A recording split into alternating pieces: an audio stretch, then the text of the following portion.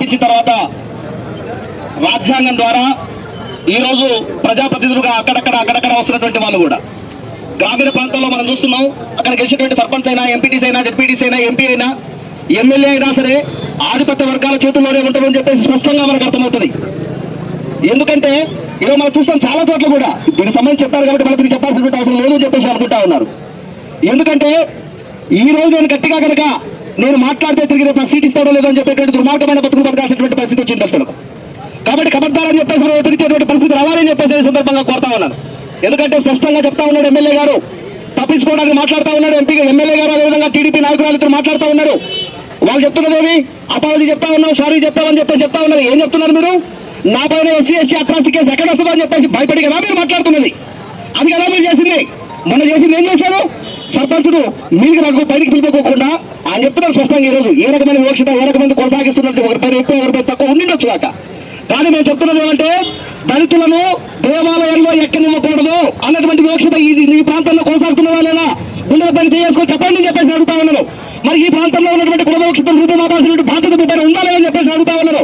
కాబట్టి ఆమె అనింది కాబట్టి నేను ఏమనలేదు, ఇక్కడే ఉండు ఈ సేవగా చూపింది స్పష్టంగా వినిపిస్తుంది కదా, కనిపిస్తుంది కదా.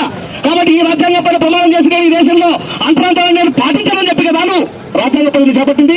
మరి నీవు కదా ఈరోజు అంతరాంతరాన్ని పాటించింది. అది ఎవరైనా, అది బీజేపీ, వైసీపీ, టీడీపీ, ఇంకే కూటమిలకు ఎవరైనా సరే అంతరాంతరాన్ని పాటిస్తే దళితులంతా ఒక్కటే ఖబర్దారని చెప్పేసి మనం తిరగబడకపోతే, మనం మాట్లాడకపోతే ఈ సమాజం ఇంకా నిన్ను దాడి చేస్తూనే ఉంటుంది, దౌర్జన్యాలు గురి చేస్తూనే ఉంటుంది.